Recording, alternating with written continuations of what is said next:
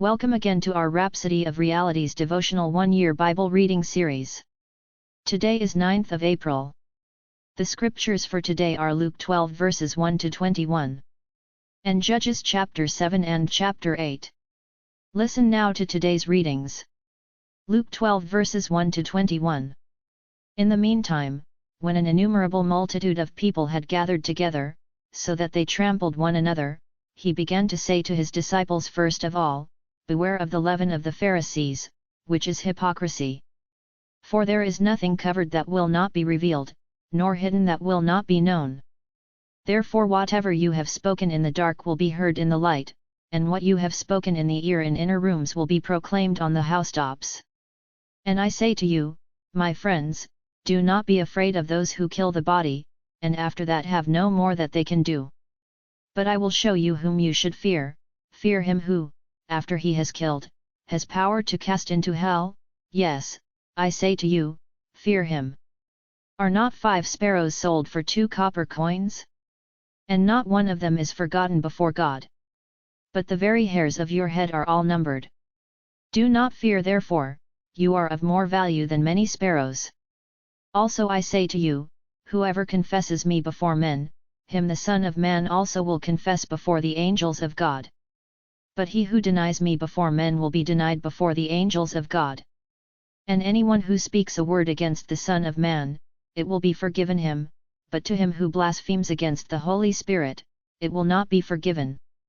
Now when they bring you to the synagogues and magistrates and authorities, do not worry about how or what you should answer, or what you should say. For the Holy Spirit will teach you in that very hour what you ought to say. Then one from the crowd said to him, Teacher, tell my brother to divide the inheritance with me. But he said to him, Man, who made me a judge or an arbitrator over you?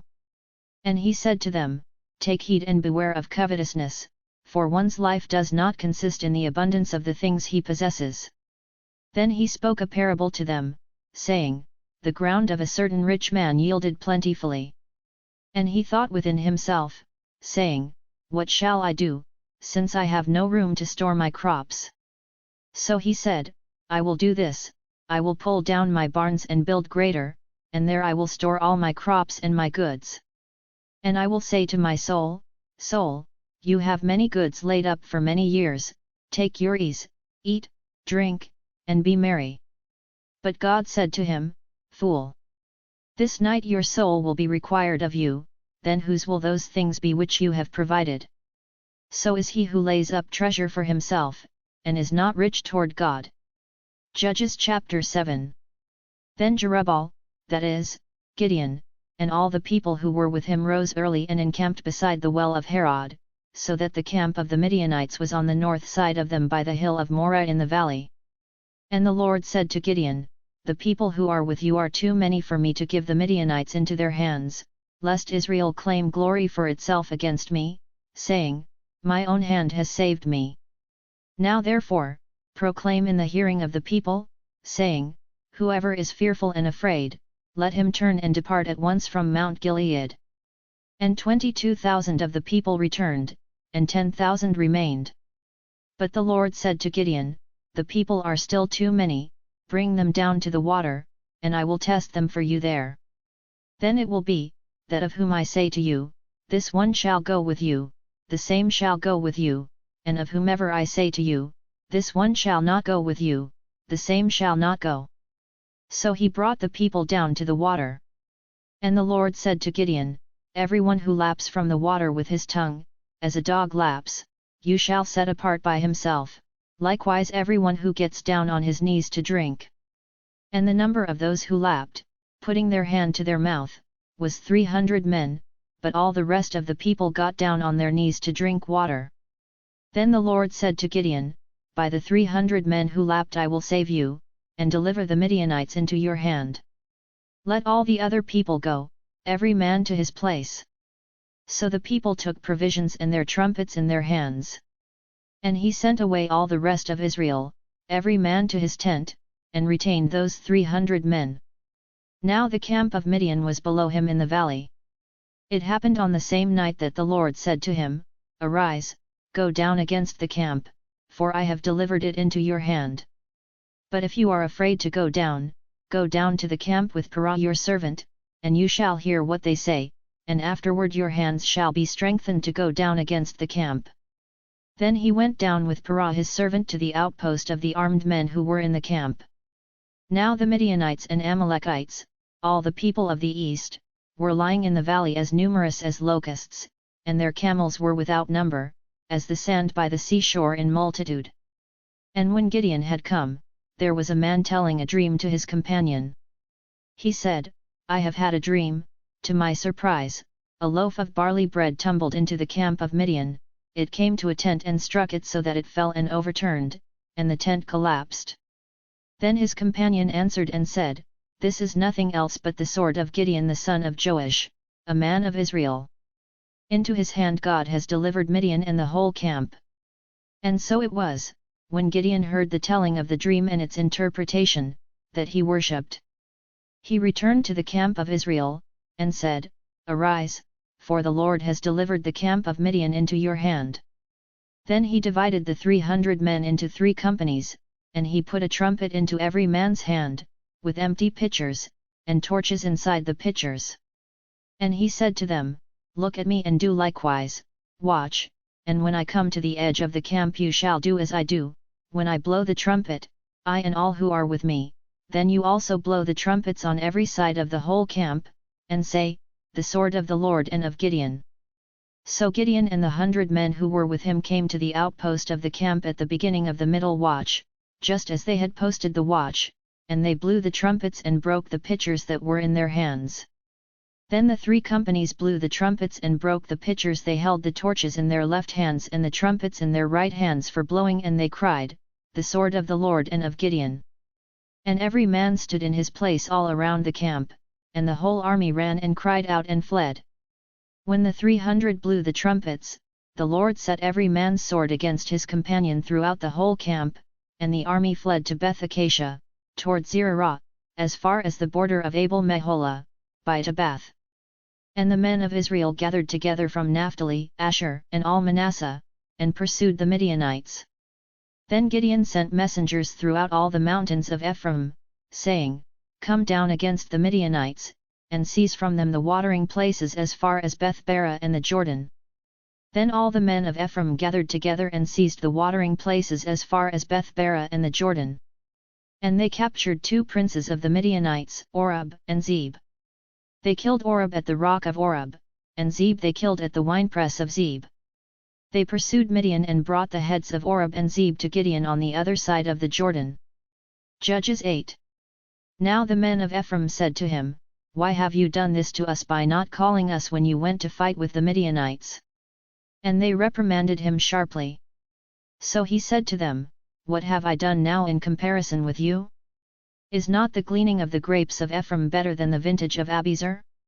God has delivered into your hands the princes of Midian, Oreb, and Zeb.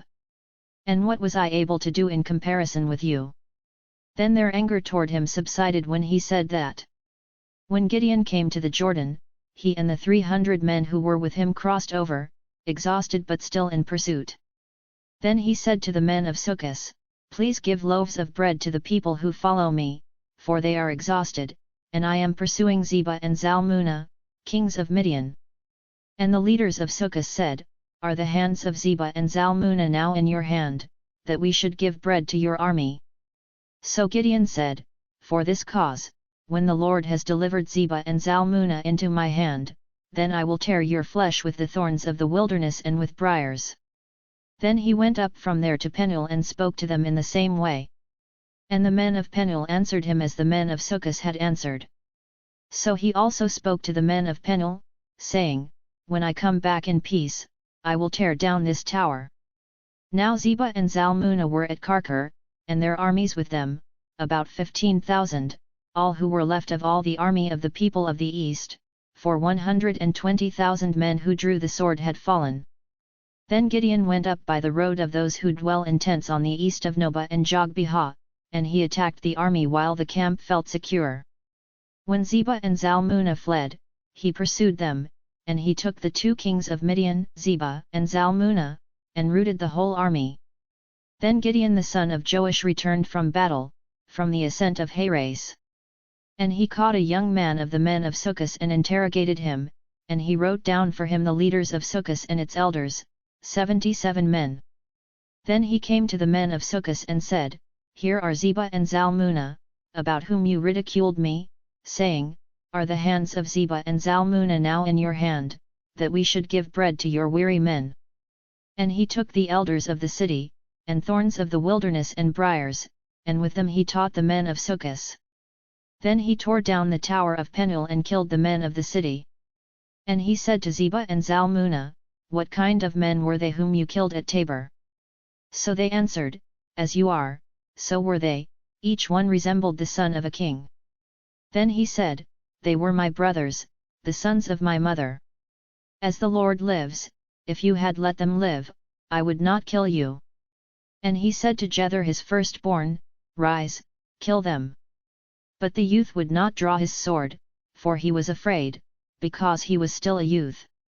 So Zebah and Zalmunna said, Rise yourself, and kill us, for as a man is, so is his strength. So Gideon arose and killed Zebah and Zalmunna, and took the crescent ornaments that were on their camels' necks. Then the men of Israel said to Gideon, Rule over us, both you and your son, and your grandson also, for you have delivered us from the hand of Midian. But Gideon said to them, I will not rule over you, nor shall my son rule over you, the Lord shall rule over you. Then Gideon said to them, I would like to make a request of you, that each of you would give me the earrings from his plunder. For they had golden earrings, because they were Ishmaelites. So they answered, We will gladly give them. And they spread out a garment, and each man threw into it the earrings from his plunder. Now the weight of the gold earrings that he requested was 1,700 shekels of gold, besides the crescent ornaments, pendants, and purple robes which were on the kings of Midian, and besides the chains that were around their camels' necks. Then Gideon made it into an ephod and set it up in his city, Ophrah. And all Israel played the harlot with it there. It became a snare to Gideon and to his house. Thus Midian was subdued before the children of Israel, so that they lifted their heads no more. And the country was quiet for 40 years in the days of Gideon. Then Jerubbaal the son of Joash went and dwelt in his own house. Gideon had 70 sons who were his own offspring, for he had many wives. And his concubine who was in Shechem also bore him a son, whose name he called Abimelech. Now Gideon the son of Joash died at a good old age, and was buried in the tomb of Joash his father, in Ophrah of the Abizrites. So it was, as soon as Gideon was dead, that the children of Israel again played the harlot with the Baals, and made Baal-berith their god. Thus the children of Israel did not remember the Lord their God, who had delivered them from the hands of all their enemies on every side, nor did they show kindness to the house of Jerubbaal, Gideon, in accordance with the good he had done for Israel. Thank you for joining today's Bible reading session. You can save or download this reading so you can listen to it again in the course of the day. Join us again tomorrow. Do remember to subscribe if you are yet to, so you can get the notifications of new posts on this channel. Thank you again for listening today. Do have a great day.